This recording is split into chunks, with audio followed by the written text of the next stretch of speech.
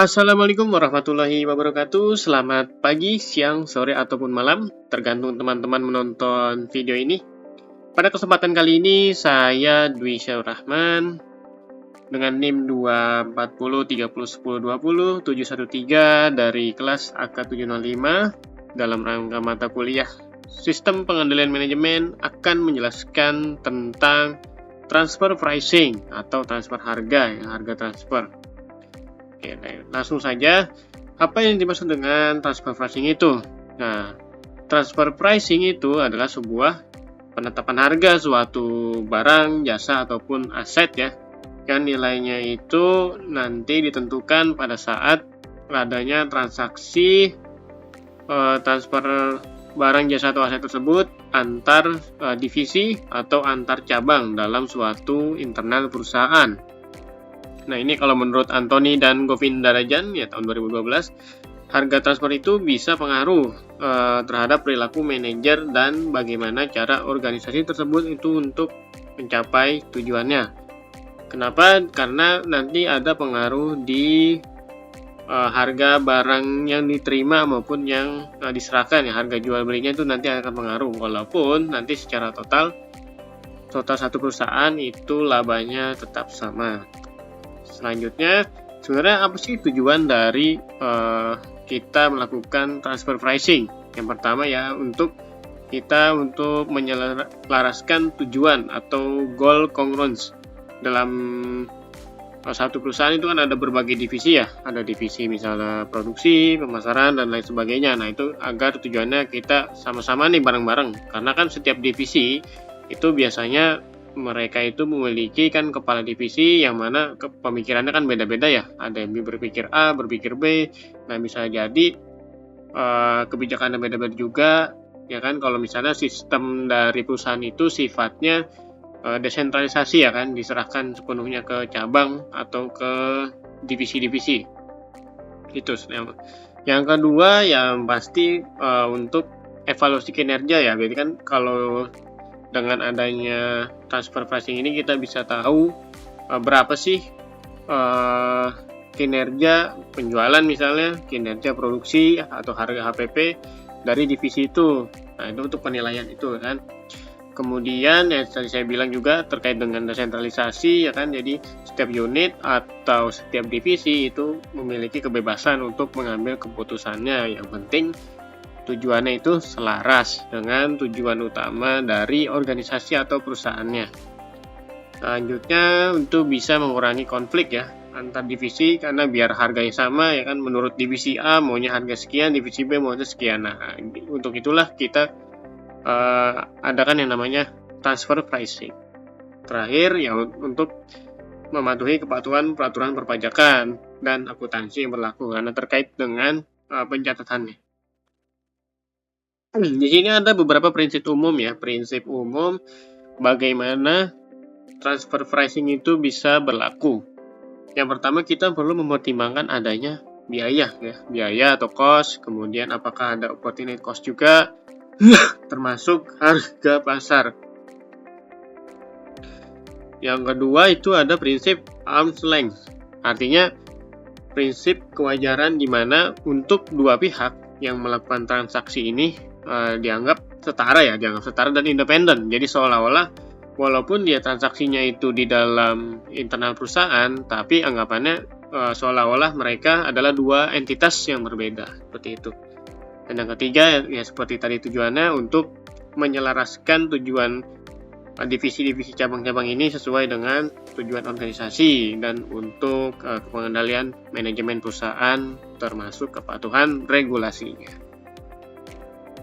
Selanjutnya di sini saya akan menjelaskan beberapa metode ya transfer pricing. Ini di sini ada 6. Yang pertama itu harga pasar, ada biaya variabel, biaya penuh plus markup-nya ya. Kemudian biaya negosiasi, dan yang terakhir adalah dual pricing. Saya jelaskan yang pertama dulu terkait dengan metode market based transfer. Jadi kita di sini menggunakan harga pasar untuk produk atau jasa yang sama atau sebanding. Misalnya kita mau jual beli internal ini, transaksi transfer pricing-nya itu misalnya kalau di sini cari sayuran ya, misal sayuran. Nah, di pasar kan itu apakah biasanya ada ya harga pasar berapa sayurnya, misal tomat berapa harganya kalau di pasar. Nah, seperti itu kita pakai harga pasar yang berlaku di pasar. Cuma untuk harga pasar ini tentu saja syaratnya yang pertama itu perlu harga pasar itu harus kompetitif, jadi bukan monopoli ya, biar harganya itu lebih objektif. Kalau monopoli kan hanya satu saja ya, otomatis subjektif kan, tergantung perusahaan monopoli itu sendiri. Nah, mungkin yang menjadi masalah kalau kita mau pakai market based transfer ini itu harus ada harga pasar ya. Kalau tidak ada ya kita tidak bisa pakai. Seperti itu. Dan mungkin harganya juga harus spesifik ya. Tadi saya sebutkan misalnya tomat, harga pasarnya berapa. Nah, itu harus spesifik. Kalau misalnya tidak ada, ya tidak bisa kita menggunakan metode market based transfer ini. Selanjutnya yang kedua itu terkait dengan variable cost method ya. Jadi kita menggunakan harga transfernya itu pakai biaya variabelnya divisi penjual. Ya, ini untuk yang mendorong ya divisi produksi. Oh, nanti untuk harganya kita pakai volume yang mau kita jual nih ya, otomatis kan semangat ya divisi produksi itu. Kalau misalnya dia makin banyak ya otomatis ya nanti harganya juga semakin besar juga. Seperti itu. Kemudian sini ada risiko juga nih dari divisi penjual nih. Kalau misalnya kan kita berbicara variabel ya kan, berbicara variabel ada juga fixed cost kan. Nah, kalau misalnya sekaligus dengan fixed cost-nya ya penjualnya kan kelihatan rugi juga kan. Jadi dia menanggung fixed cost-nya dan variable cost-nya juga, otomatis kan biaya yang harus ditanggung oleh divisi penjualnya itu akan semakin besar. Maka kita pakainya variabel untuk metode kedua ini. Lalu yang ketiga itu full cost. Jadi tambahan ya variabel dan biaya tetap. Karena biaya tetap itu kan semua ada baik itu divisi penjual, misalnya divisi produksi itu tetap ada. Cuma mungkin kendalanya kalau kita pakai full cost ya harus memperhatikan antara volume dan metode alokasi biaya-biayanya. Karena kan kita juga kalau misalnya terlalu banyak, cost-nya nanti terlalu tinggi, harganya juga terlalu tinggi. Selanjutnya ada lagi, sudah full ditambah markup, namanya cost plus method. Jadi sudah full variable fix tambah lagi markupnya berapa, nah itu bisa dipakai. Tapi ini mungkin ya bisa digunakan kalau misalnya tidak ada harga pasar ya. Tapi kalau misalnya kita menggunakan harga cost plus method ini ya otomatis nanti biaya aktualnya itu terlalu tinggi ya, karena harganya kan semua masuk nih ke harga transfer nih, otomatis nanti labanya terlihat sedikit. Seperti itu, karena seolah-olah itu biayanya dibebankan ke pembelinya. Nah, dalam hal ini divisi divisi pemasaran. Yang kelima di sini ada negotiated transfer price. Jadi harga transfernya ya kita sepakat aja lah mau berapa gitu kan. 50, 100, itu tergantung kesepakatan aja. Ya mungkin risikonya ya bisa konflik, atau misalnya kalau nggak sepakat ya terdapat inefisiensi. Jadi harus sepakat. Jadi mungkin ini agak sulit ya kalau dua-duanya sama-sama keras. Terakhir itu dual pricing. Jadi masing-masing itu dia menetapkan harga transfernya. Misalnya divisi produksinya mau sekian, misalnya 50, nah divisi pemasarannya misalnya mau 100, nah itu bisa juga. Nanti kan ada perbedaan pencatatan, nah itu perlu dilakukan penyesuaian pelaporan keuangannya ya. Kemudian mungkin metode dual pricing ini bisa jadi kelebihannya itu ya masing-masing, karena mereka nentuin harga mereka sendiri-sendiri ya sama-sama termotivasi untuk melakukan transfer pricing ini ya. Mungkin kekurangannya ya karena harga udah masing-masing, kemudian perlu melakukan penyesuaian, mungkin nanti agak kompleks. Jadi sistem pengendalian manajemennya juga harus cukup effort ya untuk melakukan pengawasan karena kompleks. Kita masuk ke contoh kasus perhitungan. Kita asumsikan divisi A ini dia divisi produksi ya, dia produksi komponen. Kita misalnya biaya variabelnya itu 60, kemudian fixed cost-nya yang dialokasikan itu 10, maka kalau kita hitung biaya total, full cost-nya 60 tambah 10, 70, variabel plus fix. Kemudian ada namanya divisi B. Divisi B ini tugasnya adalah mengolah komponen atau menjual komponennya. Nah, untuk melakukan itu, divisi B ini dia butuh biaya tambahan ya, sebesar 20. Oke, selanjutnya setelah itu barang jadi ya harga dijual lah itu barang ke pelanggan. Misalkan harganya 160. Nah, otomatis laba perusahaan bisa kita hitung di sini kan. 160 dikurangi dengan variabelnya, dikurangi dengan fixnya, kemudian dikurangi dengan biaya tambahan tadi untuk menjual. Nah, jadi labanya itu 70 ya secara keseluruhan satu perusahaan tersebut. Nah, ini belum dipengaruhi oleh, terlihat tidak dipengaruhi oleh transfer price ya, harus 70 nih. Nah, kita mulai masuk ke tabel perhitungan. Misal kita pakai market base ya. Market base itu harga transfer 100, kemudian ini contoh ya, berdasarkan harga pasar itu harga transfernya 100, kemudian otomatis kalau harga transfernya 100 dikurangi dengan tadi transfer price-nya atau cost-nya tadi kan full cost-nya adalah 70, maka 100 kurang 70 adalah 30. Nah, kalau kita menggunakan metode variable cost, maka harga transfernya 60 dikurangi dengan full cost-nya, biaya-biaya keseluruhan divisi A, maka itu jadi min 10. Tapi kalau misalnya menggunakan metode full cost, maka untuk divisi A itu adalah sebesar 0 atau tidak ada ya. Tidak ada labanya sama sekali untuk A.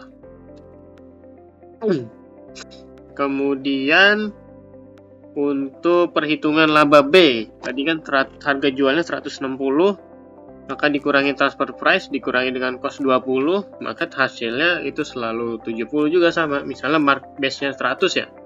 100 kemudian dikurangi harga jualnya tadi 160 dikurangi dengan transfer price-nya 100 sama dengan 60 ya. 60 kemudian dikurangi dengan cost-nya tadi adalah 20. Jadi harga total labanya antara divisi A dengan divisi B itu adalah 70 ya kan. 60 dikurangi 20 40 ditambah 30 70. Jadi laba divisi A tambah laba divisi B tetap 70. Contoh lagi misalnya yang full cost, laba divisi A sini 0. Bagaimana dengan laba divisi B? Harga jual tadi 160 dikurangi dengan transfer price 70 menghasilkan 90 ya kan. 90 dikurangi dengan cost divisi B tadi sebelumnya di sini ya, divisi B itu 20 jadinya 70. Jadi apapun metodenya itu seharusnya total laba perusahaan itu tetap sama 70 seperti itu. Ini misalkan jika kita pakai dual pricing ya, metode dua harga. Jadi misalnya divisi A ya, divisi A ini dia mau pakai harga 100 misalnya, ikut pasar. Kemudian B ini dia mau pakai harga 60. Nah, laba A itu 30, laba B 80. Karena laba keseluruhan itu satu perusahaan total ya harus tetap 70, maka nanti di laporan keuangannya kita perlu melakukan penyesuaian, perlu adanya jurnal penyesuaian. Nah, minus 40 agar nanti tetap totalnya harus 70. Untuk contoh kasus nyata di Indonesia, ini contoh adalah Toyota Motor Manufacturing Indonesia nih, anak perusahaan Toyota Motor Corporation. Dia ini beroperasi di Indonesia, ya terkait dengan otomotif ya, maupun beroperasi di pasar domestik maupun ekspor. Nah, kasus transfer pricing-nya ini, jadi Toyota Motor ini dia jual nih komponen otomotifnya ke divisi pemasaran yang ada di Singapura. Nah, kemudian harga transfernya pakai apa? Oh, pakai harga internasional, harga pasar internasional. Tujuannya ya untuk biar efisiensi produknya itu terjaga ya, biar divisi pemasarannya juga dapat harga yang sesuai ya, harga wajar, karena kan mereka dapatnya dari internal, harganya harga beli internal. Berbeda dengan harga beli misalnya di luar perusahaan mungkin bisa lebih mahal seperti itu. Nah, muncul permasalahannya di sini ya, otoritas pajak Indonesia ya harganya terlalu rendah ya dibandingkan dengan harga pasar domestik, karena kan tadi untuk mendukung efisiensi produksi kan, otomatis harganya lebih murah dong. Nah, yang menurut pemerintah Indonesia ini ya potensi pajaknya jadi lebih kecil seperti itu. Oke, sebenarnya kesimpulannya transfer pricing itu salah satu sistem pengendalian manajemen ya untuk menyelaraskan tujuan organisasi. Satu organisasi itu baik itu divisi maupun cabang-cabangnya biar sama tujuannya. Kemudian untuk memotivasi manajerial, tadi kan ada beberapa metode-metode yang mana itu memberikan insentif kepada kepala divisinya. Kemudian ya termasuk juga evaluasi kinerja, jadi bisa kelihatan nih, oh divisi A keuntungannya sekian, divisi B keuntungannya sekian, kinerjanya bagaimana. Dan metode ini ya tadi kan sudah ditunjukkan beberapa metode hasilnya sama, ya otomatis seharusnya bisa lebih adil dalam menentukan harga transfer dengan mempertimbangkan ya kondisi pasar, struktur biaya, dan regulasi pajak yang berlaku di negara lokal tersebut. Ini beberapa daftar pustaka yang saya gunakan. Sekian dari saya. Apabila ada kekurangan mohon dimaafkan. Wabillahi taufiq wal hidayah. Wassalamualaikum warahmatullahi wabarakatuh. Sampai bertemu di kesempatan selanjutnya.